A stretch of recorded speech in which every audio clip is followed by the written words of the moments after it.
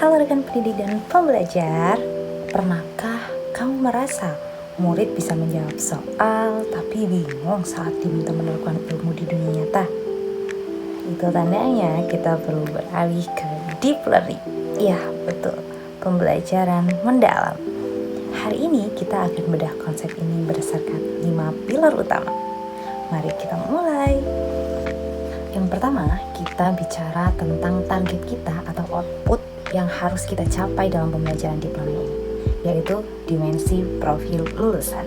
Dalam deep learning, tidak hanya mengejar nilai akademik saja, tetapi juga membentuk karakter utuh yang mencakup 8 elemen penting yang harus ada dalam deep learning. Yang pertama, keimanan dan ketakwaan. Yang kedua, kewargaan. Yang ketiga, penalaran kritis. Yang keempat, kreativitas. Yang kelima, kolaborasi. Keenam, kemandirian. Ketujuh, kesehatan. Dan kedelapan, kemampuan komunikasi yang efektif. Kedelapan hal tersebut itu adalah output yang ingin kita hasilkan dalam pembelajaran deep learning ini. Lalu bagaimana ya suasananya? Ada 3 prinsip utama yang harus ada dalam kelas kita. Yang pertama, berkesadaran. Berkesadaran atau mindful di sini berarti kita harus memastikan bahwa murid ini sadar secara penuh akan proses berpikirnya dalam pembelajaran yang sedang kita laksanakan. Yang kedua, bermakna atau meaningful. Dalam hal ini, kita sebagai guru harus memfasilitasi materi yang menghubungkan dengan kehidupan mereka dalam kehidupan sehari-hari murid. Tentunya ini berkaitan sangat erat dengan pembelajaran kontekstual. Dan yang ketiga, menggembirakan atau joyful learning. Dalam pembelajaran deep learning, kita harus memastikan bahwa belajar merupakan pengalaman yang menyenangkan bagi murid agar murid bisa melaksanakannya dengan gembira, dengan senang, dan juga tentunya mendalam. Selanjutnya, apa ada alur pengalaman belajarnya? Tentu ada, rekan pendidik. Yang pertama, memahami. Dan yang kedua, mengaplikasikan. Yang ketiga, merefleksi. Dalam pengalaman alur belajarnya ini harus berurutan, dimulai dari memahami konsep yang sedang kita pelajari, lalu mengaplikasikan ke dalam situasi nyata dalam kehidupan sehari-hari murid, dan yang ketiga, murid mampu merefleksi apa yang telah dipelajarinya di sekolah.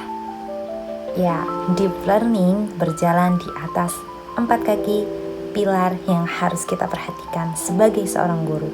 Yang pertama, praktik pedagogis, di mana kita sebagai guru harus mampu memilih strategi atau metode pengajaran yang tepat sasaran dengan kelas yang kita ampu. Kita harus memperhatikan karakteristik, perkembangan peserta didik di setiap masing-masing siswa. Lalu yang kedua, ada kemitraan pembelajaran, dan ini tidak kalah penting tentunya. Hubungan yang kuat antara guru dan murid sebagai partner belajar harus sungguh-sungguh diperhatikan dalam pembelajaran deep learning. Yang ketiga, lingkungan pembelajaran. Suasana kelas yang aman dan mendukung harus bisa kita ciptakan dalam ruang kelas yang kita ampu. Bagaimana caranya? Tentu dengan berbagai cara atau strategi yang bisa kita gali masing-masing dengan karakteristik siswa. Yang keempat, pemanfaatan teknologi digital. Tentu di era serba teknologi sekarang kita harus dapat memanfaatkan teknologi agar siswa, agar murid juga terus berkembang mengikuti zamannya.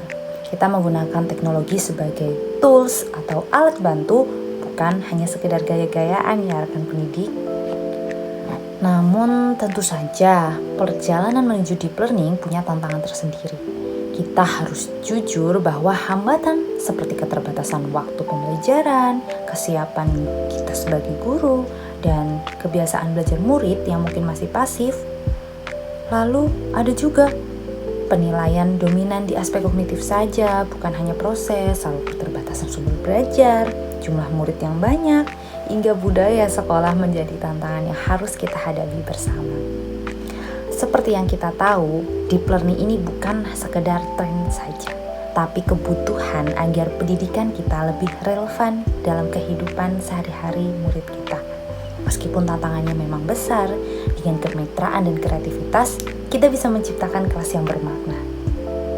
Deep learning yang didasari dengan growth mindset, lalu growth mindset yang didasari dengan penilaian proses bukan hasil semata. Saya Titik Indrianti, sampai jumpa di video berikutnya. Mari terus belajar secara mendalam.